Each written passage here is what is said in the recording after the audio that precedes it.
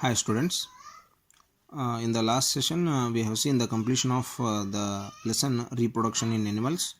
So let's see the main points of this lesson once again. So reproduction, it is a process in which the organisms are going to produce their young ones which are similar to the parents. So there are two modes are there in the reproduction, that is the sexual reproduction and asexual reproduction. In the sexual reproduction we can see the reproduction in the human beings. So regarding that one, we can see here the male reproductive organs, in which the testes are the main parts which are going to release the male sex gametes. Those are called the sperms. So the testes produce the male gametes or the male sex cells called the sperms. So here we can see the structure of the sperm. It has three main parts, that is called the head, middle piece and tail. So this is the microscopic cell. Whereas in the female reproductive system, so the ovaries are the main structures in the female reproductive organ, which are responsible for the production of the female gametes called the eggs or ovum. So whereas when we compare the structure of sperm and egg, so here we can see both the sperm and egg in one structure. So the sperm is smaller than the egg 100 times. So egg is larger than the sperm 100 times. So here the process of the fusion of male and female gamete is called fertilization. We have seen how the fertilization takes place. So fertilization is a process in which male and female gametes are going to fuse. So in the fertilization there are two types, that is internal fertilization and external fertilization.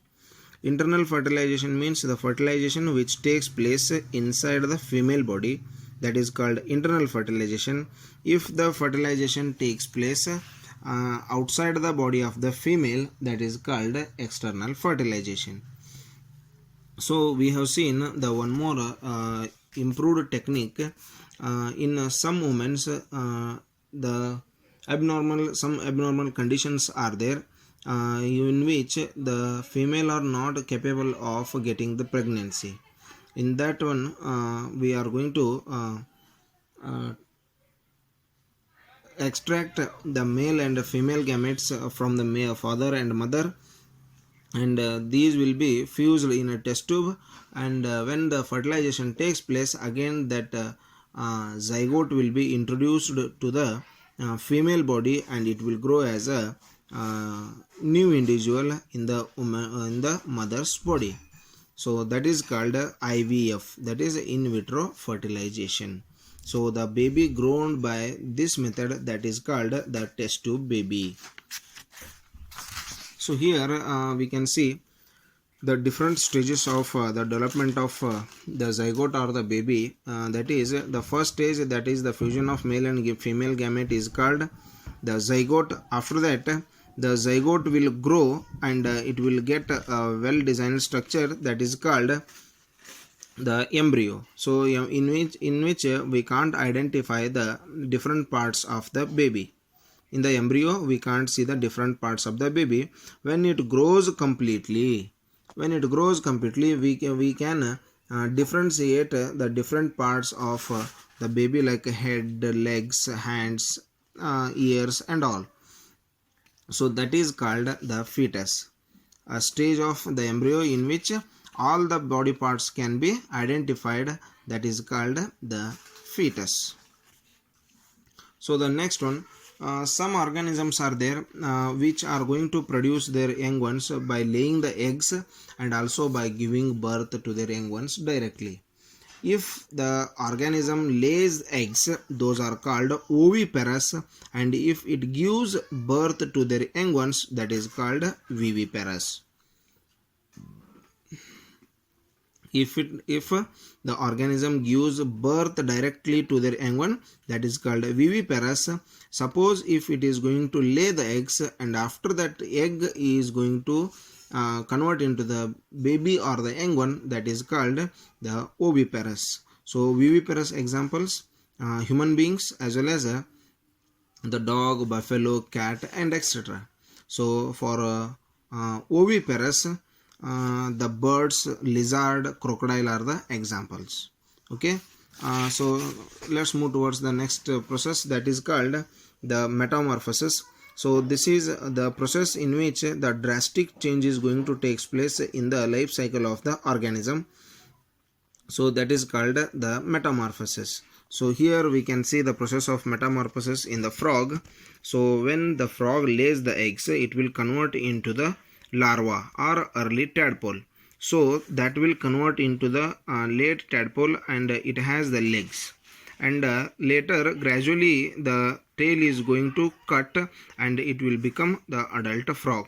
So like this, the different stages of the frog's life is, its structure is totally different. So this change which takes place in its lifespan, that is nothing but the metamorphosis, that we can see in the silk moth also. So the asexual reproduction.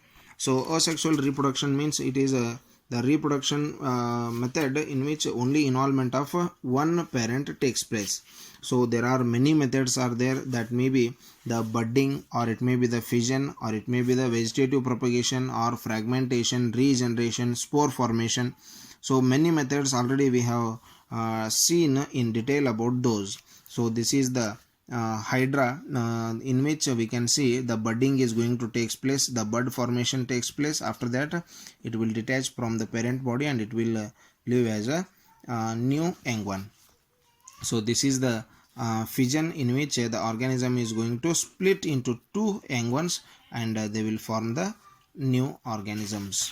So the final concept of this lesson, that is the cloning, that we have already seen in the yesterday's class.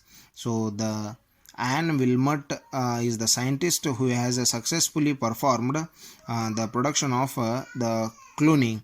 So the first cloned organism of the world is nothing but the dolly, that is a sheep. The name of the sheep is Dolly, which was first successfully performed by Anne Wilmot. So cloning is a process in which the exact copy of the parent is going to be formed. Okay, so this is the process of the reproduction in animals. So regarding this one, if you have any doubts, you can send the questions to my WhatsApp number, and write the question answers which are given behind the lesson. Okay, hope it is understood. There is no queries regarding this lesson. If you have any doubts or queries, you can send the messages. Thank you and have a nice day.